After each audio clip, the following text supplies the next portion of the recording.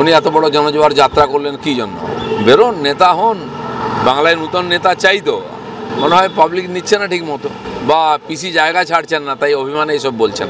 প্রবীণ নিয়ে কোনো দ্বন্দ্ব নেই।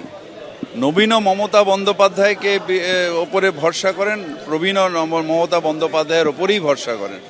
সুতরাং এটার মধ্যে কোনো দ্বন্দ্ব নেই, কারণ আমাদের নেত্রীর নাম মমতা বন্দ্যোপাধ্যায়। যার আদর্শ, যার চিন্তাভাবনা, যাকে দেখে আমরা অনুপ্রাণিত হই, যাকে নিয়ে আমরা রাজনীতি করি, তার নাম মমতা বন্দ্যোপাধ্যায়। এর মধ্যে কোনো দ্বন্দ্ব নেই। আমরা সবাই না কিচ্ছু নেই। নব তৃণমূল ও মমতা বন্দ্যোপাধ্যায় জিন্দাবাদ করে, পুরনো তৃণমূল মমতা বয়স বাড়ছে, যারা এখন ছোট হয়ে কালকে তাদেরও বয়স বাড়বে, তখনও তারা তৃণমূল করবে, তখনও মমতা বন্দ্যোপাধ্যায় জিন্দাবাদ বলবে। আসছে পরের খবরে। স্বাস্থ্য পরীক্ষা করানোর জন্য মুখ্যমন্ত্রীর এসএসকেএমে যাওয়া নিয়ে বিস্ফোরক অভিযোগ তুললেন বিরোধী দলনেতা শুভেন্দু অধিকারী। তিনি অভিযোগ করে বলেন যে এসএসকেএম এর সুপারের চেম্বারে বৈঠক করেন মুখ্যমন্ত্রী।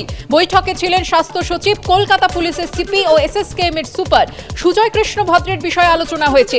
ইন্টারকমে জ্যোতিপ্রিয় মল্লিকের সঙ্গেও কথা বলেছেন মুখ্যমন্ত্রী। বিস্ফোরক অভিযোগ বিরোধী দলনেতা শুভেন্দু অধিকারী। পাগলের প্রলাপ বলে পাল্টা কটাক্ষ কুণাল ঘোষের।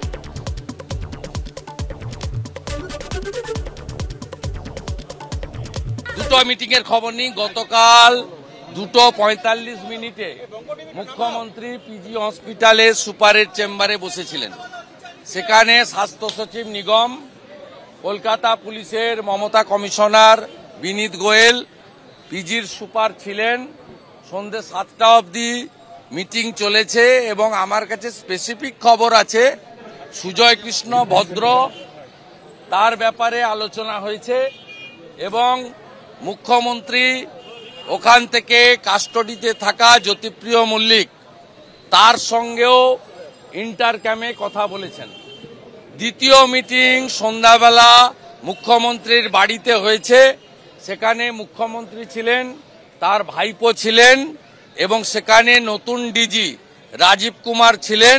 সেখানেও 1.5 ঘন্টা আলোচনা হয়েছে কিভাবে পশ্চিমবঙ্গে লোকসভা নির্বাচন লুট করা যায়। সর্বৈব কাল্পনিক, ভিত্তিহীন, মিথ্যাচার, এর কি জবাব হতে পারে? যা মুখে আসছে এটা দিশাহীন, পাগল, সব জায়গায় এই ধরনের মন্তব্য করে যাচ্ছে। একদম একটা রুটিন চেক আপ এবং একটা ছোট চিকিৎসার বিষয় ছিল। মুখ্যমন্ত্রী গিয়েছেন, সেটি সেরেছেন এবং সেখান থেকে আবার বাড়ি চলে এসেছেন।